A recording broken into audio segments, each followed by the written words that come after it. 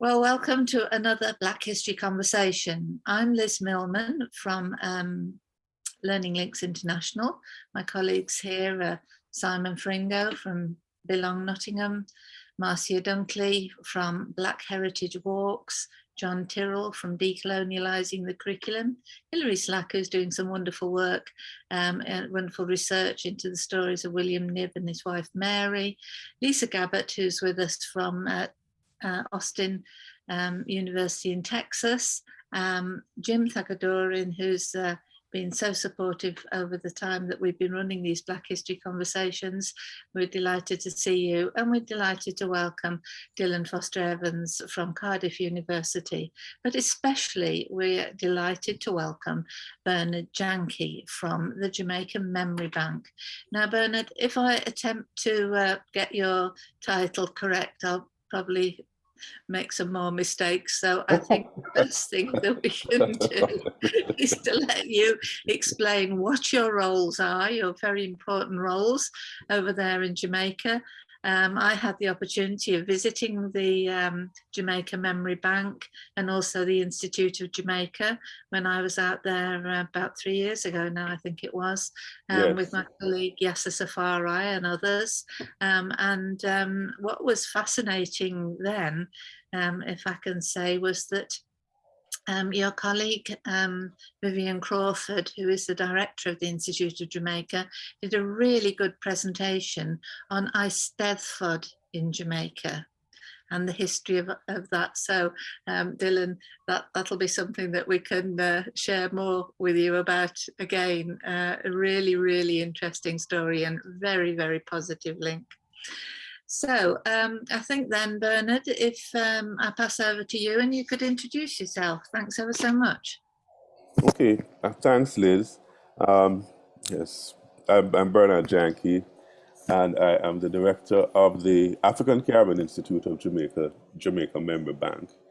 The Memory Bank is an ongoing project of the African Caribbean Institute.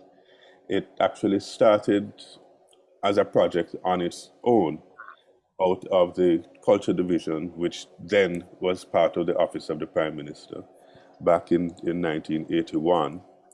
And it was established with the main purpose of collecting oral testimonies from persons who actually lived that history. So it was basically an attempt to personalize our history through the experiences of people who had lived that history. And in the late 80s, the Memory Bank was incorporated into the operations of the African Caribbean Institute of Jamaica. Hence the long name that we have now, African Caribbean Institute of Jamaica / Jamaica Memory Bank. So I started on this journey as part of a team of the Jamaica Memory Bank, and in its very early days. So we had to, establish some kind of system for identifying potential informants, structuring interviews, documenting the histories, and archiving them. So we had to establish an entire system of. I have a PowerPoint. I don't know if I can share it.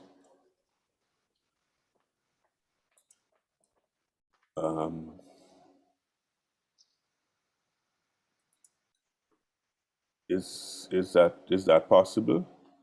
Yes. It's enabled. Yeah, you just need to click share screen at the bottom of your screen. There's a green big button. Can you see it with an arrow sticking up?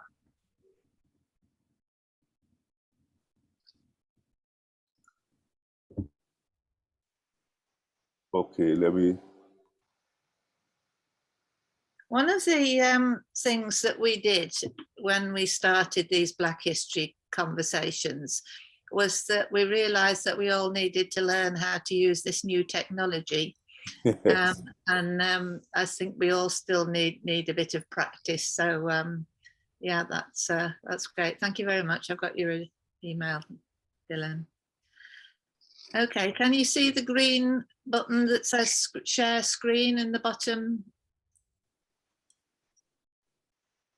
On the bottom line? I'm actually trying to.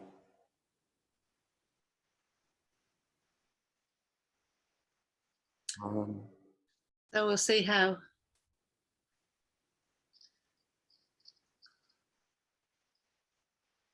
this goes along. Right. I'm not getting back the screen. It might be just move your cursor, that will make it appear. If it disappears. Just down to the bottom of the screen. Just while you're sorting it out. Simon, if I share my screen, will it cause a problem for Bernard to share his screen? Yes. All right, I won't then. I was just going to show you a photograph of when we were in the Institute of Jamaica. I'll show it you later. Yep. How are you doing then, Bernard? Okay. No, for some reason it's not coming up. So I'll just continue basically. Could you, Bernard, email your presentation quickly to Liz, and she might be able to show it for you. And then okay, all right, I'll try that. Work. So Bernard, if we just take a break for a moment and let you get on with that, okay, and Simon can edit all this around, and I'll just share my screen and show you where I'm at. Okay, oops, a daisy. Here we are, right. That is not what I was trying to share. I do apologise, but it's quite a nice. Just a minute. As bad as one another, Bernard. Just a minute. Here we are. Right. So share the screen, and here we are. All right. So just to show you this this photograph, Bernard just referred to his colleague, who's Vivian Crawford, who's here. As you see, the large Welsh dragon went over as well. Well, the little Welsh dragon went over as well. And there's Bernard sitting in the middle. And then my colleague Yasser Safari, who hosted a delegation from Wales. We went to Jamaica, and we've established the Jamaica-Wales link, what we call ourselves, Jamaica-Wales Alliance, Jamaica-Wales Alliance. And we link up with a group in Scotland who have very similar ideas, and they're called Flag Up Scotland Jamaica, and they use the similarity between the two flags as part of their story. So right, I'm just going to go back up to the beginning of my PowerPoint.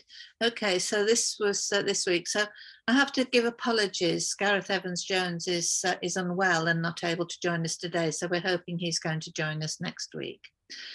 Because I am here in Australia, I acknowledge the traditional owners of the land on which I'm currently living, the Wurundjeri people of the Kulin Nation, and their elders past, present and future. This land belongs to the sovereign people of the First Nations and was never ceded, always was and always will be.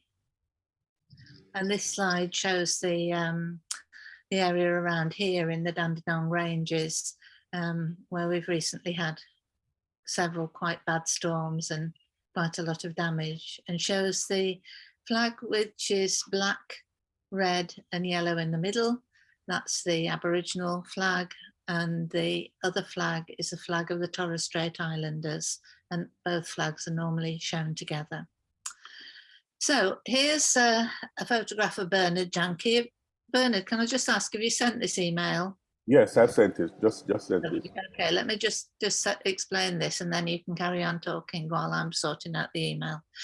Bernard's director of the African Caribbean Institute of Jamaica, or the Jamaica Memory Bank, and I've picked these two photographs out. I was particularly interested because you are the representative on the UNESCO body, which is for Intangible cultural heritage. yes, I thought I'd got it on here. Okay. Yes, explain to us just about this then. What committee is it?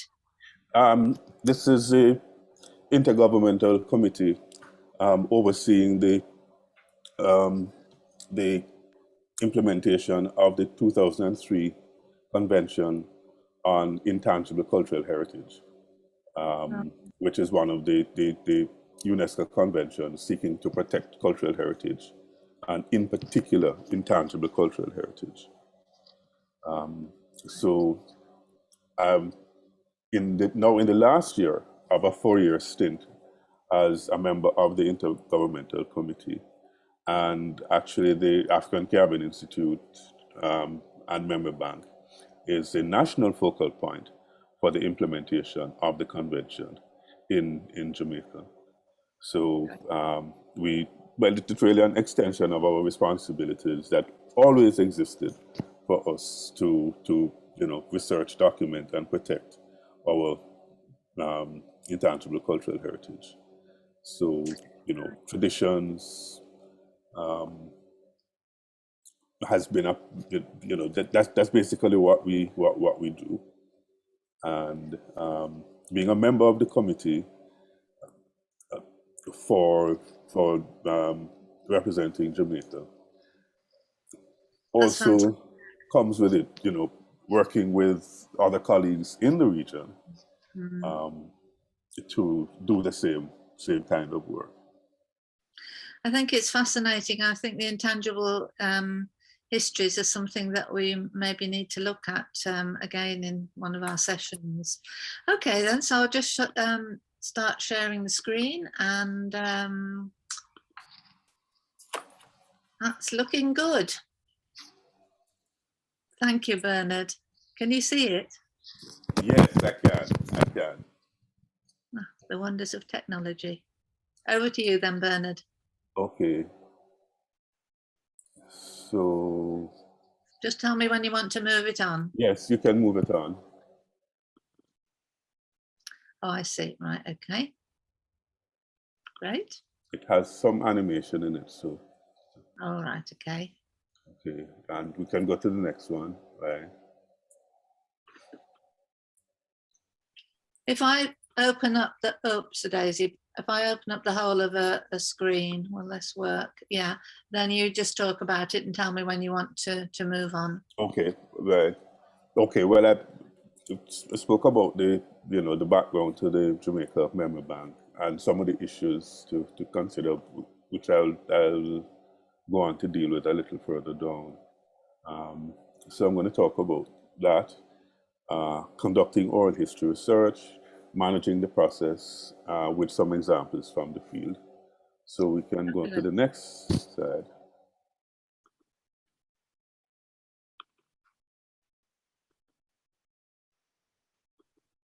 Oops, back I go again. Okay, well, I've spoken about that. Okay. So we're on to the issues to consider. Right. Okay. And Bernard, just before you go on to this, you've explained about the Jamaica Memory Bank. It's actually, you've got a physical location, haven't you, in Kingston by the, yes, the main National Library. No, we share, yes, we share the premises with the National Gallery of Jamaica. That's right. On the Kingston waterfront. Yes, So, and you have a team of staff there and a very, very good collection of materials, books.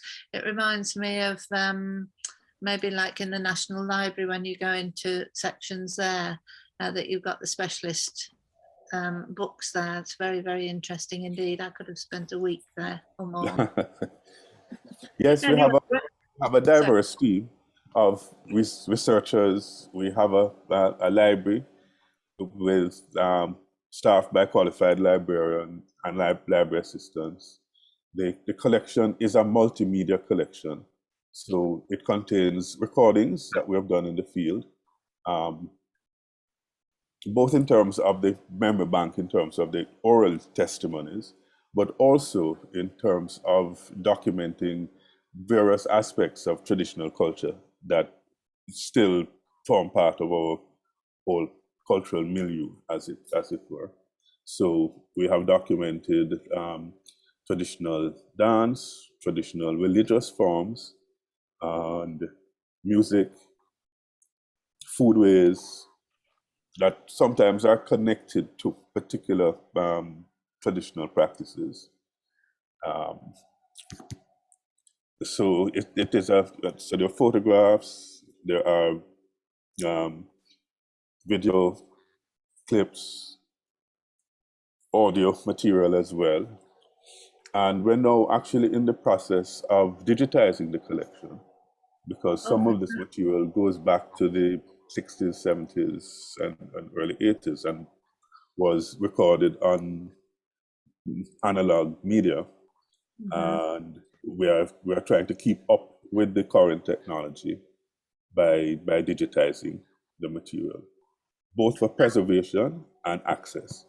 Yeah, that'll be fantastic, because it'll allow scholars from all over the world to access your fantastic collection. And I know in the books that you've got, I remember finding a book which illustrated Vere Church, and that was a church that was roofed with Welsh slate, and we've been following that story up, not too successfully yet, but when we've got a little bit more further down the route, that's really interesting. So an excellent collection you've got there.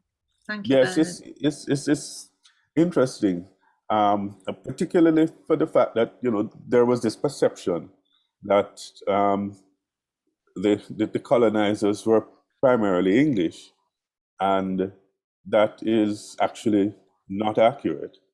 There are a lot of Scottish presence in Jamaica, there's Irish presence, and there's Welsh presence. So, there's this thought that the majority of people from Britain were actually Englishmen is not accurate. So some of that is coming out. And after last week's session, I did some follow-up with some of the authors that you mentioned. And there is material coming out which gives a fuller picture of the presence of Europeans in Jamaica during the colonial period. There were also people from Germany and Austria who made up a very small percentage of the European population, but they did have some kind of impact, particularly in the post-emancipation period. Yes, and that's when I've been in Jamaica or looked at a map of Jamaica, and you see places called Bangor Ridge or Llandilos. Yes. You don't pronounce it quite like that, but it certainly makes you realise there's places. And when you meet the principal of the school we're working with is called Mr. Williams, the principal up in Pennants, in Clarendon, and Glossim Jones is the secretary of the Rotary Club that we're working with there, and so these are Welsh, very, very Welsh surnames. Yeah. And so it's really interesting, and I know there's so much Scots influence in Jamaica as well. I think about 75% of the names in the phone directory of Kingston come from Scotland, don't they? Amazing.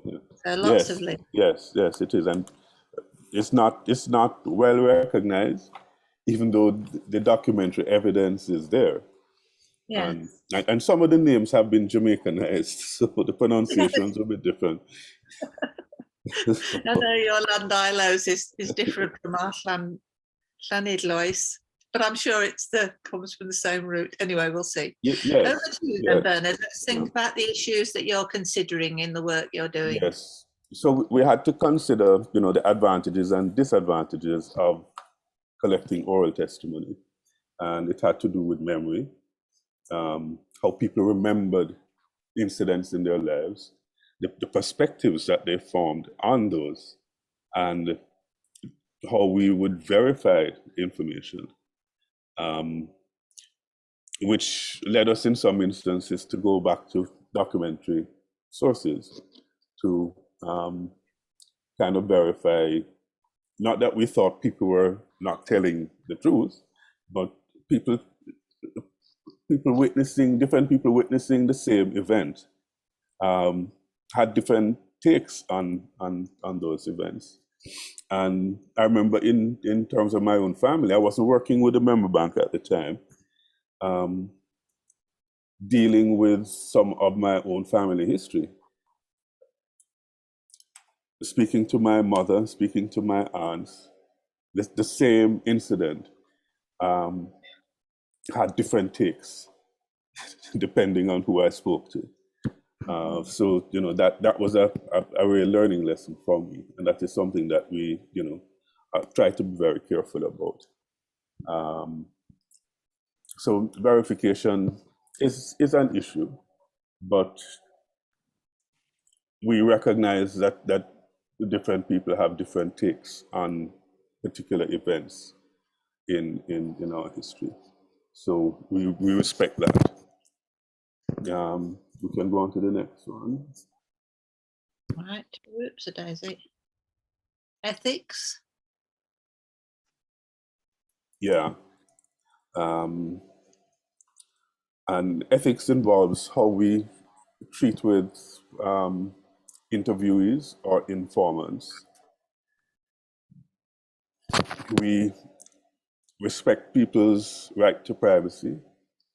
And so we do a release form asking people to give permission for us to use the material or for the material to be consulted in our library, subject to any restrictions that they might want to place on the material. The only thing that we would not do is give a total embargo. But if someone doesn't want the material to be released until after they have passed, or 5 years or 10 years after they have passed, then, you know, we will make that. In the very early days, and that again was a learning experience for us, we interviewed one person who said that they didn't want their interview to be made public at all. And we were on the learning curve at that time. We still are. We agreed. So there is one interview in the collection that has been totally embargoed and is just not available for consultation. But we have moved away from that. So we would consider a time-bound embargo rather than a total embargo. Mm-hmm. We find that, you know, certain very basic things that, you know, others mightn't consider, punctuality, how we treat with informants with respect. So that's where the please and the thank you come in. And there is a particular gentility, particularly in rural Jamaica, that we find and we have to deal with. So the please and the thank you are important in that regard. And we find that people return respect when respect is shown to them. So that's part of how we approach the whole business of researching and documenting and collecting oral testimonies. We can move on to the next one. Bernard, I'll move on to the next one now, but the people that you interview, you call them informers? Informants. Rather than inform. Sorry, late at night. Yeah. I was going to say, I know you have different uses for words in Jamaica to what we do in the UK. And I know volunteers, for example, often has a different connotation. Right, on to the next one, carrying on with issues to consider. Yes. Yeah, so I basically spoke to that one, the next. Access, right. Now, the issue of payment is something that comes up from time to time. We don't pay for interviews, but in certain circumstances, we will give some kind of assistance. I remember, for example, we're doing a project up in Moortown, which is one of the maroon communities in Jamaica, in the hills of Portland.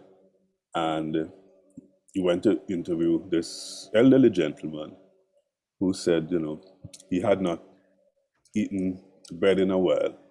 So we bought him a loaf of bread. So we will do that kind of exchange, but in terms of actually making a monetary payment, we find that might compromise the integrity of material that we collect. So we do shy away from that, but we will give support. Another interviewee said that she needed a pair of shoes. So you kind of facilitate that kind of assistance, but we do shy away from making monetary payments for interviews. And we also try to be very sensitive to people's time. So we try not to have interviews being too lengthy. We will rather make several appointments to do interviews, because most of our interviewees are elderly people, and they get tired. So we are sensitive to that.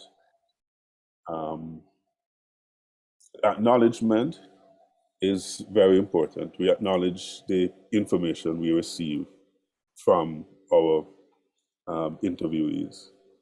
And over the years, we developed a system of issuing certificates to people who we have interviewed as recognition for them participating in this project.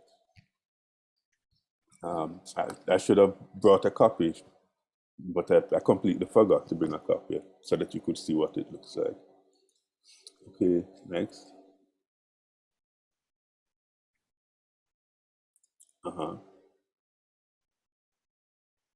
Okay, this now is part of the actual process. We get informants through various means. Either they contact us directly, or somebody contacts us to say, there is this person up in Penance who knows some old techniques of masonry. So we would contact that person. We would explain what we're all about, get some kind of agreement for the person to be interviewed.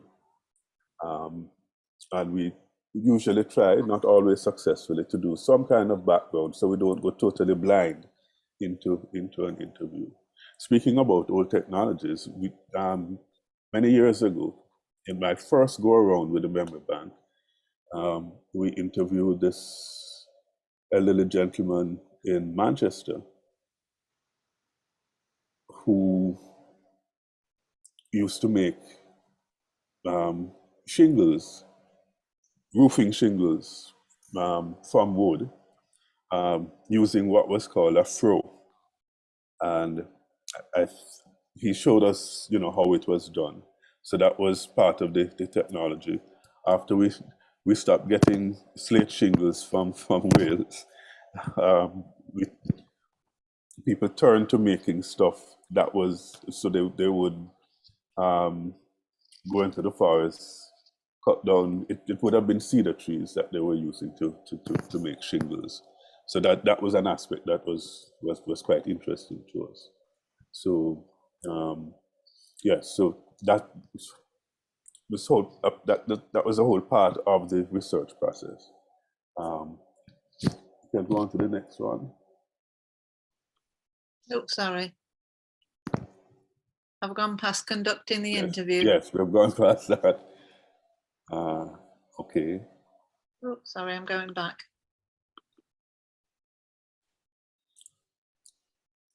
Yes, part of the process is not just holding the recordings that we do, but producing transcripts, because transcripts are often very easy in a sense to go through. But some researchers prefer actually going to the material, the recorded material, to get a sense of you know, how the person speaks, that kind of thing. But we do produce transcripts of the interviews, and from the worksheet we do a summary and then a full transcript. So a researcher can simply go to the worksheet, see what kind of information is in it from each interview, and decide whether they want to go to a full transcript or listen to the recorded interview. So there are those options for researchers to access. Can I just ask you, when you're interviewing people, presumably a lot of these older people, particularly in rural areas, they'll be speaking in Jamaican in the interview, won't they? Yes. So the transcript is in Jamaican? Pretty much, yes. And it also, it presents some challenges in doing the transcripts, because there are regional accents. Yeah. And, you know, so our patois isn't standard across the island. You find as you move from place to place, and the further west you go, the more difficult it is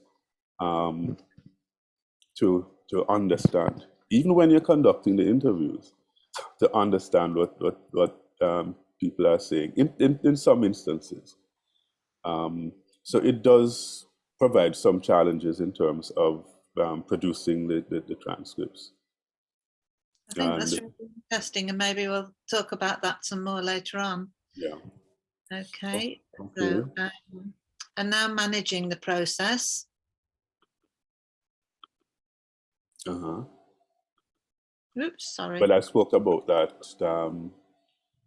establishing the system for collection, recording, creating the database, and managing the database.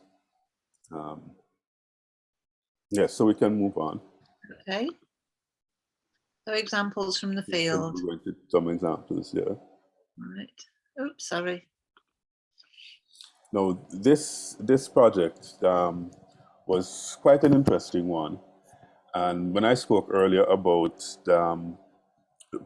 other Europeans being part of the whole historical process in Jamaica, Seafoodtown was established post-emancipation, in the early post-emancipation period, and it was part of a larger project which ultimately failed, to populate the interior of the island with immigrants from Europe, partially to prevent the movement off the plantations by the emancipated people. The person who was given the contract for this project and finding people in Europe to come to Jamaica was himself either German or Austrian. So he recruited persons from Germany to come on contracts with promises of land and houses and whatever for them to settle.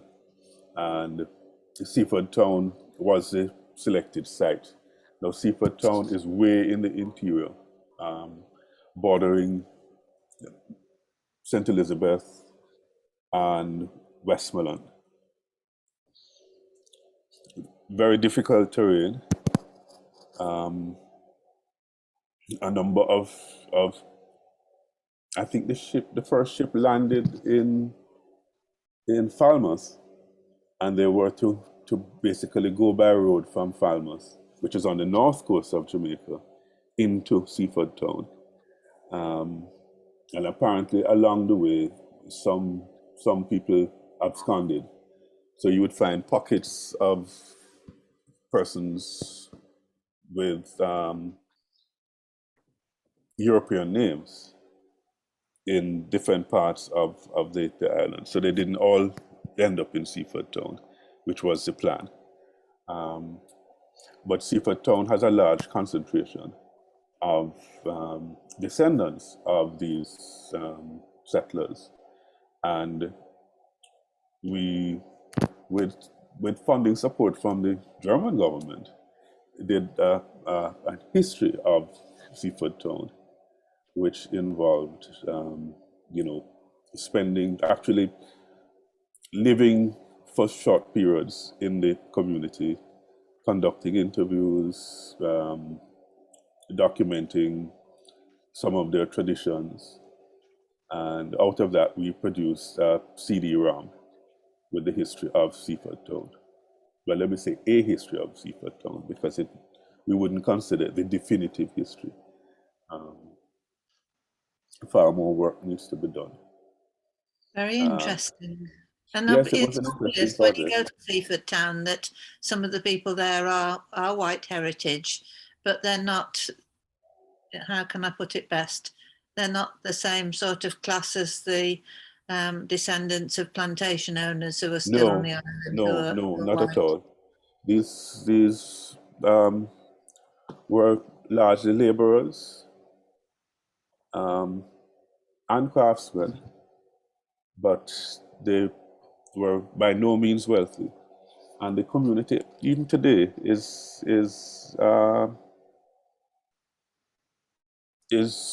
well, basically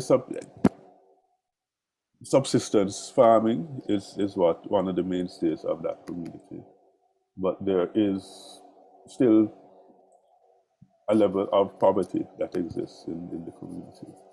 One of the most fascinating things for me was seeing blonde hair, blue-eyed people, and when they open their mouths, the strong Jamaican patter, which was sometimes a little difficult to understand because the regional dialect in that area is very thick, in a sense. I mean, that's the best way I can describe it. So you might be able to pick one or two words out of a sentence, but you do get a sense of what is being said. But yeah, and it was quite fascinating. It'd be really interesting to do some research into the way they speak, because if they've got if there's a heritage of German, then it may be that some of that is still included in the way they speak today. But how It's fascinating! possible. It's possible, although I don't really think so. But it's possible. I'm not sure if the language unit at university has done any research in that area. I know that they're doing work up in Moortown, that Maroon community, but I don't know if they have done any work. And I must ask, because one of my very good friends at university is herself a linguist. I need to ask her about that. So I'm glad you mentioned that, Liz. Yes, we've actually had Dr. Farquharson, Joseph Farquharson, the director of the Jamaica Language Unit. He came to speak to us Okay. on stage last year, and I've done quite a bit of work with the Jamaica Language Unit on projects in the past. Okay. So that's I really haven't actually met him. I knew his predecessor, right. Hubert Devonish. Yes, yes. Well, I worked really with Hubert, but not. Yeah. But we got getting to know Joseph, and he sent us some links to presentations that they've been doing now that so many people, organisations are doing their events on Zoom and then recording them. Okay. It's really helpful. Okay. Yeah. The other project that I would mention is a project that we did many years ago now in Bluefields in Westmoreland, since that's in the west of the island. That's a farming and fishing community because it is it's a coastal town, but there are farms up in the hillsides above the town. So it is largely, as I say, fishing and farming. And so we did again a community history of Bluefields using largely oral testimony, with supported by secondary material. Again, part of the process of verification. Now, Bluefields has an interesting history because it, okay, well, you can just run through the Seafoodtown project and then we can come back to Bluefields. So,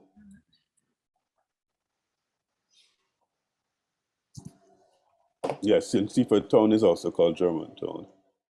Oh. And was this the same story about the Germans being brought to settle? Because there's a story, isn't there, about a German ship somehow going aground, or is that a myth? That might have that might not be connected to Seafoodtown. Right. I think I know what you're talking about, and if it's the same thing that happened many years later, that happened in the 20th century, and we're talking about the 19th century here in terms of Seafoodtown. But I mean, it might not be the same story, but there was a story of a ship going aground and outside Port Royal, and the captain allegedly committed suicide when the ship ran aground.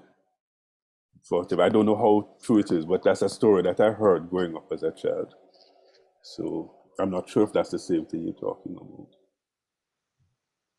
But these are some photographs. Here. Pardon? We've got Mr. and Mrs. Kamika here in the photograph, and yes.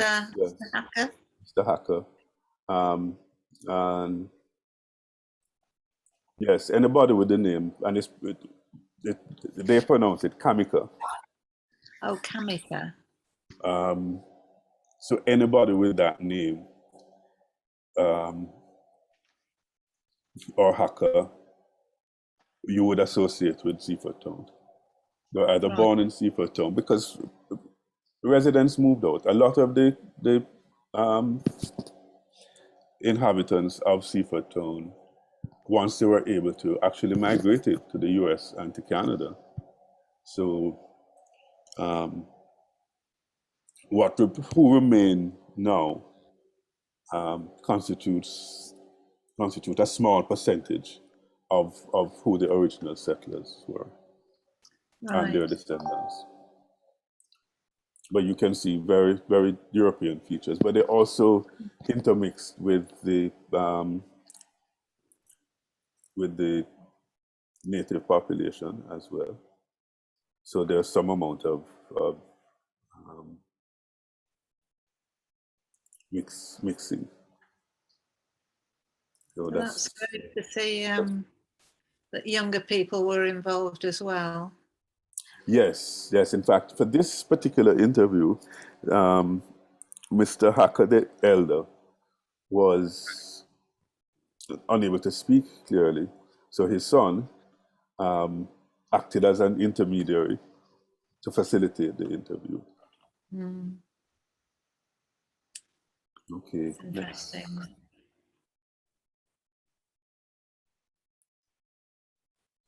Yes, and this just speaks to some of the challenges that we had initially going into the community.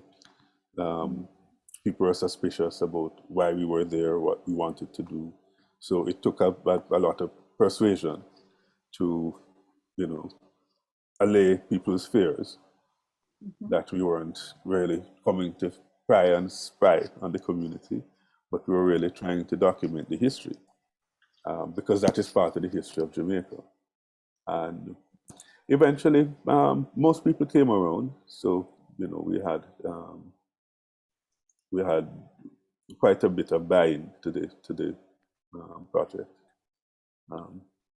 Interestingly enough, there was one member of the community, I don't think her photo is in this, who claimed that she was descended from German royalty, and I don't now remember her name, but the German ambassador at the time actually visited with us and met her and her family. But he couldn't verify that she was in fact a member of German royalty. So that was a kind of interesting side story that we had to deal with in doing this project. One of the things that the Seafoodtown community is known for is how they prepare. Well, it's not suckling pig; it's a mature pig using a brick oven. And so that was one of the things that we documented. And that's the only place in the island that we know of that pork is prepared in this particular way. So that was documented. Next one. And then the different way with the construction and the architecture. Of the yes. Now, some of them had to build their own houses because, as per contract, they were supposed to have been provided with housing. When they got there, they found that some of the houses had been built, but far short of what should have been. So, in a sense, they were cheated, as many immigrants who came in in the late 19th, early 20th century. The Chinese and the Indians also found that what they were promised in the contract never materialized. This happened in the case of Seafoodtown as well.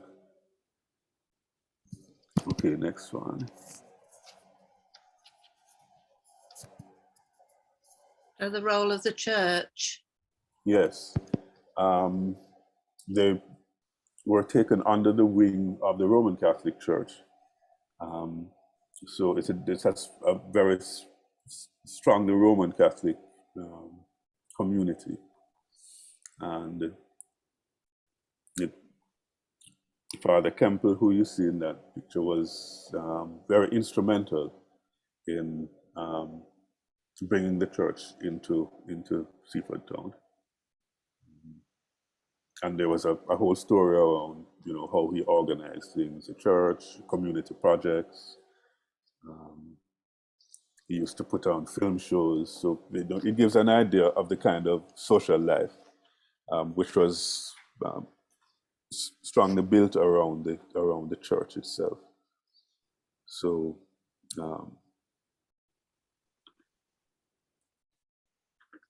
yes, so we can move on to the next one. Yes, well, I've spoken about that.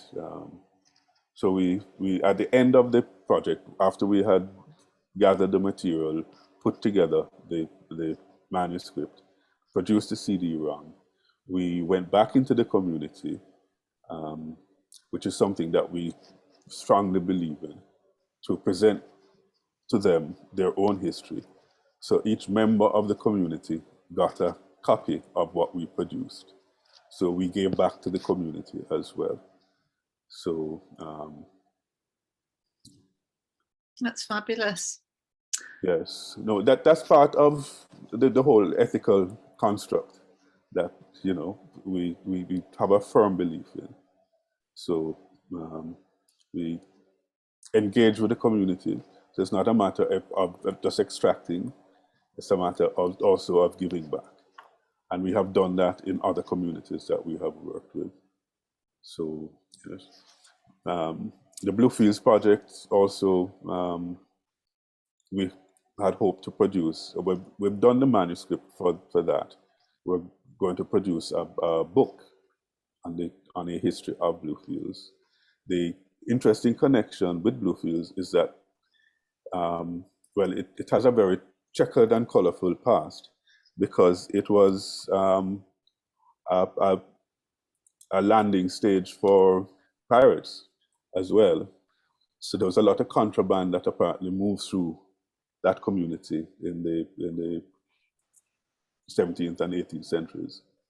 And there is also Bluefields in Nicaragua, which, when you look at it on the map, is almost in direct eyesight, line-wise, to Bluefields in Nicaragua. And we had hoped to have been able to conduct research there as well. But well, for funding and the political climate at the time wasn't conducive to us doing research in Nicaragua at the time. So we confined ourselves to what was the history here. So yeah, that in a nutshell is it. Well, So I hope I've been able to give you a glimpse into, what we do, how we do it, and why we do it. I think you've given us a real insight into the work of the Jamaica Memory Bank and how you operate. I think that's been really fascinating. So I'm going to ask colleagues if you've got questions. Dylan, have you got a question? More of a thank you and a goodbye, I'm afraid, because I do have to leave. I'm afraid I've got to be on another call, but I'd just like to say, yeah, thank you very much, Bernard, for that. I really enjoyed that. My pleasure. I've been looking recently at ideas around intangible heritage in Wales, and of course the UK isn't a signatory of the UNESCO convention you mentioned, which is quite frustrating. Although perhaps in a Welsh context, I think perhaps we do treat intangible heritage in a more serious way than maybe other parts of the UK. And obviously there are projects ongoing and in the past that sort of link in very much with what you were discussing. Although the UK isn't a signatory, they do pay attention to what is happening in the convention. I can tell you that from experience. That's good to hear. Keeping a watch for that. Yes, but I mean, there's plenty going on, and the recent exhibition on the Windrush generation that's been in Cardiff and is moving to other parts of Wales now was a good example. I can post a link. I was just going to write something in the chat because I have to leave. But yes, okay. Anyway, but that was really interesting, and I hope I can catch up with you all again at some time. Thank you very much indeed, and we'll keep in touch now and put you on our mailing list if that's all right. Marcia. Thank you.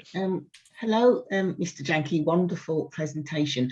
I was just wondering, actually, would you create these as an audio trail almost, and then upload them, as it were, maybe onto a YouTube channel or some sort of website? And the reason for asking that is that it means it would be accessible to everybody around the world, maybe. I don't know, because things like this are so precious, so priceless, but they also need to be heard by everybody, for everyone to get an idea of the history of Jamaica. Could that happen? It's possible. I mean, we haven't looked at it in terms of, I mean, I listened to your presentation about your walking trails, and we haven't really considered that. And but it's just something that we could think about, particularly now where we are actually moving a lot of our work onto online platforms. So we do use YouTube a lot because we are actually close to the public, physically close to the public, although we are still working. But we still maintain the connection to our various audiences via online platforms. So we have been, working with that. And we have found that coming out of that our audiences have extended beyond the shores of Jamaica. And we have actually had people tuning in from all over the world to lectures that we have been posting online. So it is something to consider in terms of what you're asking, Marcia. And Jim, I know you want to follow that up, Yes. that question. Can you hear me? Yes? Yes, You can hear me all right, can you? Mhm. yes, hearing Yeah. it clearly. Can I thank you, Bernard, for an excellent presentation. My question is similar to last year's, really, and you've answered it, much of it, because at 78, I'm learning the present technology. I'm grappling with it and I'm struggling with it. And my biggest fear is that there'll be a new version of whatever, and then I'll have to start all over again. And I'm not alone. A growing percentage of the population are living longer and growing older. And I think some of the stories need to be shared worldwide. And I wonder, like Marcia has said, using the technology that's available to us. And so we can involve schools, communities, people around the world. There are people in similar circumstances, different geography, but the demographic experience is similar. You mentioned Nicaragua. I'm sure there's parts of Guyana in the rural area, in the hinterland area, similar stories to tell. But it does, my final point is, it does help to look at the micro, which researchers undertake, and then package it when completing a project.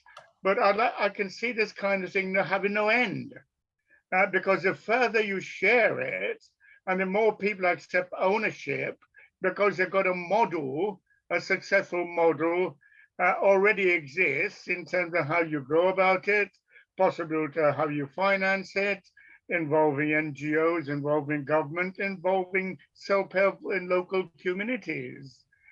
So it's an everlasting thing that grows and builds and informs the next generation and the generation after that. So it's a record that's easily accessible, easily understood, and can be easily shared around the world. But I think we've got to focus and target the very younger generation in the schools and colleges and so on, and seize the opportunity of the Black Lives Matter, which I'm very optimistic about.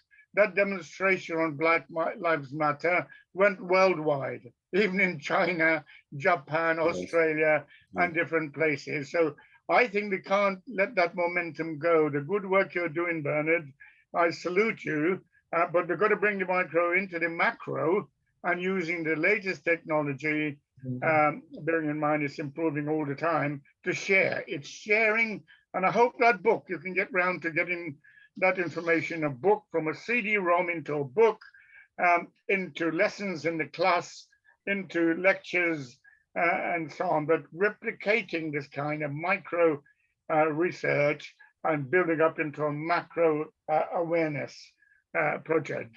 Thank you. Well, thanks very much, Jim. Yes, sorry, Mr. Janke, if I needed or wanted to get access to these oral stories, how would I go about doing that? Well, actually, at the moment, we are migrating the library database to a system called Koha, which will allow us to make material more widely available and online. We still have to develop systems for access, because a lot of the material that we do collect, particularly through the member bank, is based on agreements with the interviewees that we have. And the agreement that we have is that the material can be accessed by the public for educational purposes. Now, we've had inquiries about other kinds of use. So we are trying to work out different systems. So, because people have approached us for access to some of the material anyway for commercial use.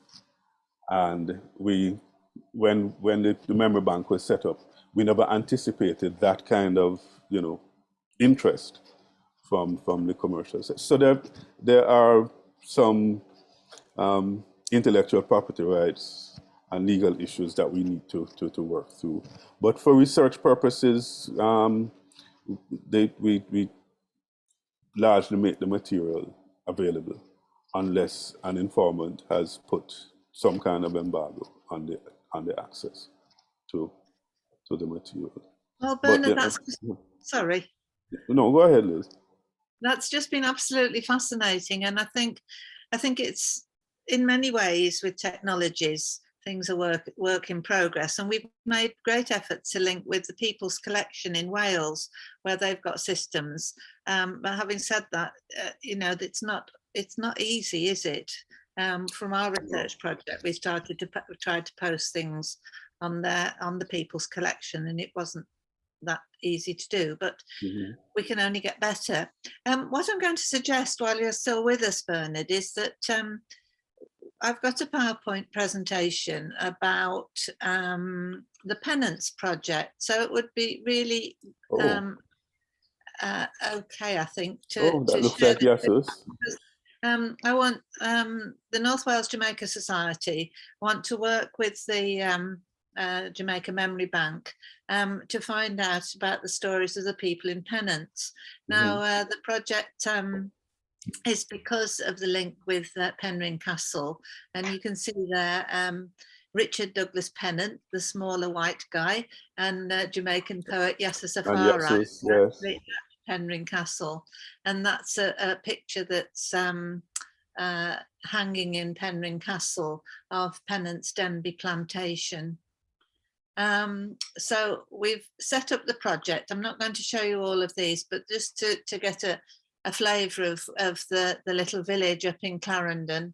It was in the 1660s. Gifford Pennant was one of the first, when the invasion force, Cromwell's invasion force, that pushed the Spaniards out, and the land was divided up. And at some stage later on, we're not quite sure when, which is why we need help and guidance. It was taken over by the Pennant family. I think they married into the previous family. So this is just a little about the history of the Pennant family. So this is the castle, Bernard, in North Wales. This is a small part of the castle. The castle is absolutely massive. It's neo-Norman, I understand, which was built in the later in the 1800s, and even hosted Queen Victoria. It was that caliber, because the plantation owners who went back to Britain were incredibly wealthy, and then were able to use their funds to do all sorts of things, and the money kept. Money makes money, doesn't it? So well, kept rolling. There's a new exhibition at the castle. So this is the there's a PhD guy's got a PhD now. He got his doctorate, looking at Jamaica in the age of development, petitions, small farming, and agricultural planning. And this takes us to the part where we're interested in, because I'm very interested in the post-emancipation challenges that people who had been enslaved previously, the challenges they had to have homes. And I was interested to hear about the fact that the Germans were offered land, because the emancipated Jamaicans, if we can call them that, the emancipated African descendants, they weren't offered land. No. But this is much later than that, when there were the social riots. Would you call them riots? Social unrest all across the Caribbean in the 1930s. So he's done this whole thesis on it. It's very interesting, and if you've not got a copy of that, it's something that perhaps we can share, and we want him to come and talk to us about that. That would be interesting. So this is what interests us, is that someone called Robert Rumble, who lived in Pennance, which is the place where the Pennant family had their plantations, one of the plantations. I think they had 5 or 6. the Poor Man's Improvement Land and Settlement and Labour Association was set up in 1937 for the poor peasantry seeking tenant rights and landless agricultural workers. Things were so bad in Pennants that there were people who were living in trees, literally, and there was just so much poverty, and the oppression of the absentee landlords was unreasonable. People were turfed off their land if they couldn't pay their rent, and then they were homeless yet again. So Robert Rumble published columns in newspapers denouncing the oppression of these iron-handed landowners and petitioning the colonial administration for land ownership. These iron-handed landowners were the Pennant family who built that castle. So in meetings organised, he'd tell the tenants at Pennants and Ballards River that the arable land of Jamaica had been given to their ancestors in the reign of Queen Victoria, and that the white men and the government of Jamaica had robbed the true owners of the land and deprived them of the enjoyment of the same upwards of 99 years. And this story is a strong point that apparently all those 100 years that people had believed that one day they were going to be given land. And he further told them that certain lands which the government had proposed to acquire from their present apparent owners for resale to the peasantry in pursuance of the land settlement scheme was in fact already the property of his hearers and other peasantry of Jamaica. And the monies which the government had proposed to pay the present apparent owners were in the interest of the value of much lands that people had been wrongfully deprived of. So these are Gleaner articles, so we want to follow up those. Now, I don't know if you know of Robert Hill or Richard Small, Bernard. Are they Yes, names? I know Bobby Hill. I have met Richard Small, yes. Yeah. Are they either of them still around? They both are. They both are. It would be great to interview them ASAP because they've got the most of the story, because they interviewed Robert Rumble in the 70s and described him as the political leader of the sole peasant originated movement to emerge for the struggle for West Indian independence against British imperialism. So they would really know and would be able to talk more about Robert Rumble, because they started writing a book, but we can only find the first chapter. We can't find any evidence that the whole book was produced. So we've got the teachings of Robert Rumble, but he only talks about his early life. He doesn't talk about the campaigns that went on later. And we feel that this story has a uniqueness that is really interesting. It's stated that it's the sole peasant originated movement to emerge in the struggle. The other labour movements were mainly workers complaining about their well, situation. Liz, if you share this with me, I will try and make contact. Richard Small is an attorney and he's still in practice. Oh, brilliant. Yes, so that he's would be a prominent attorney here, actually. Without your guidelines, which I feel really guilty about now, we've started talking to our friends in Pennants, and we do Zoom conversations. We had one last Saturday, and people from Pennants are talking to us because there are things that they want, and they want to be able to have the life of Robert Rumble really recognised. Now, at his funeral, the Prime Minister, I don't know which Prime Minister it was, he was flown in by helicopter to the funeral, and there are people who remember Robert Rumble's funeral and remember this helicopter, several helicopters coming. But the plaque on the tombstone has been lost. It was going to be refurbished and it's been lost. So they want a new plaque on the tombstone. They want an information board, and they want the story of Robert Rumble writing. So we've got a community research volunteer who is at the moment phoning people and talking to them by phone because of the COVID restrictions Right. and difficulties. So this is a little excerpt from the teachings of Robert E. Rumble. And then this is just to say this is the Pennants District community today. So these are all my friends there. Miss Rob, who's the lady with the white t-shirt with dogs on, she gave me quite a number of years ago a document that had been produced in the 1970s when there had been a research project in the Pennants Library, and that's given us a whole lot of information.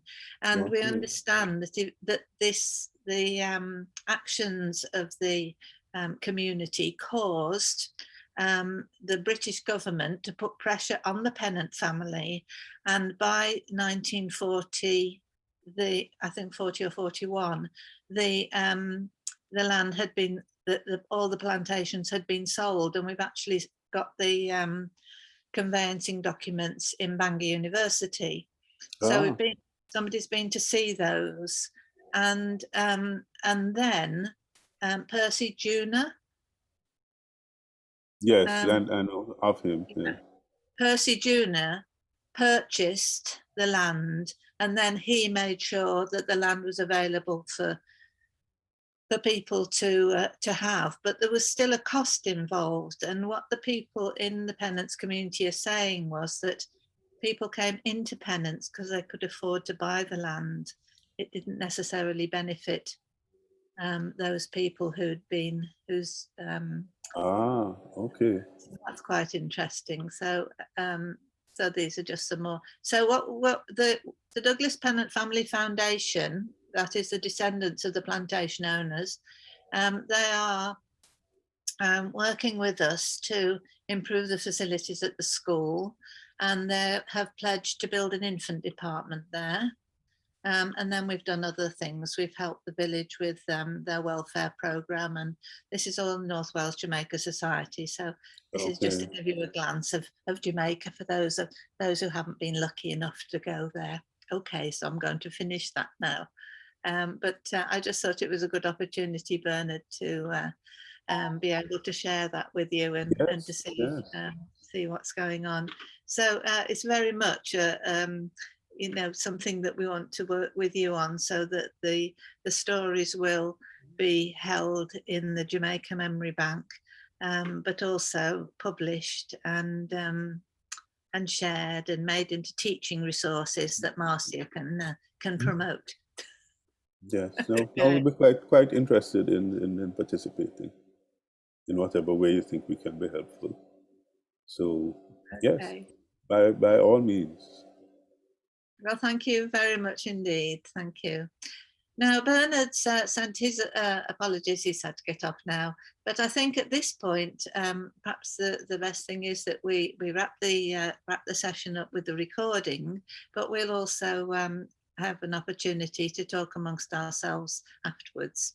Okay, then. So thank you very much indeed, Bernard. Absolutely brilliant. Just so interesting. Thank you. Thanks for having me. Okay. Bye, everybody. Keep safe. Bye. Don't